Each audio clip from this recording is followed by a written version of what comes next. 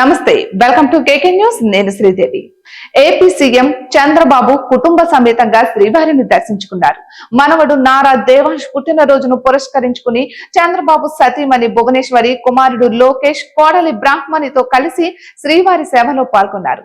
అనంతరం రంగనాయకుల మండపంలో ఆలయ పండితులు వేద ఆశీర్వచనాలను అందించగా TTD chairman BR Naidu, EO Syamala Rao స్వామివారి తీర్థ ప్రసాదాలు, చిత్రపటాన్ని, శ్రీవారి వస్త్రాన్ని అందజేశారు. ముఖ్యమంత్రిగా బాధ్యతలు స్వీకరించాక చంద్రబాబు తిరుమల రావడం ఇది రెండోసారి. ఉదయం సాధారణ భక్తులు మాదిరిగా చంద్రబాబు కుటుంబం వైకుంఠ క్యూ కాంప్లెక్స్ గుండా ఆలయంలోనికి ప్రవేశించారు. క్యూ కాంప్లెక్స్ వద్ద చంద్రబాబు టీటీడీ ఈవో శ్యామలరావు స్వాగతం పలికారు. ఆయన మహాద్వారంగా వద్ద చేరుకున్న చంద్రబాబుకు శ్రీవారి ఆలయ అర్చకులు వేద మంత్రాలతో స్వాగతం పలికారు.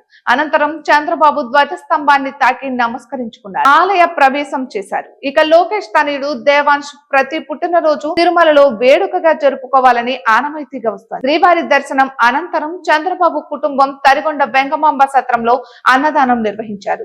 చంద్రబాబు, భువనేశ్వరి, లోకేష్, బ్రాహ్మణులు స్వయంగా భక్తులకు అన్న ప్రసాదాలను వడ్డించారు. మధ్యాహ్నం కుటుంబ సభ్యులతో కలిసి చంద్రబాబు తిరుమల నుంచి హైదరాబాద్ చేరుకుంటారు. ఇక దేవాంశ్ పుట్టినరోజు సందర్భంగా ముఖ్యమంత్రి చంద్రబాబు కుటుంబం టీటీడీ ఎస్వి అన్న ప్రసాదం ట్రస్ట్ కు 44 లక్షల రూపాయల విరాళంగా అందజేసింది. అంటే ఒక్కరోజు అన్న ప్రసాదానికి అయ్యే ఖర్చును ఆ కుటుంబం భరించింది. ఏటా ఇదే ఆనవాయితీని కొనసాగిస్తూ వచ్చారు చంద్రబాబు. ఈ ఏడాది కూడా అందించి రికార్డును సృష్టించారు. ముఖ్యమంత్రి అయ్యాక తిరుమలలో శ్రీవారిని చంద్రబాబు దర్శించుకోవడం ఇది రెండోసారి. ముఖ్యమంత్రిగా బాధ్యతలు స్వీకరించిన తర్వాత నేరుగా వచ్చి స్వామివారిని దర్శించుకున్నారు.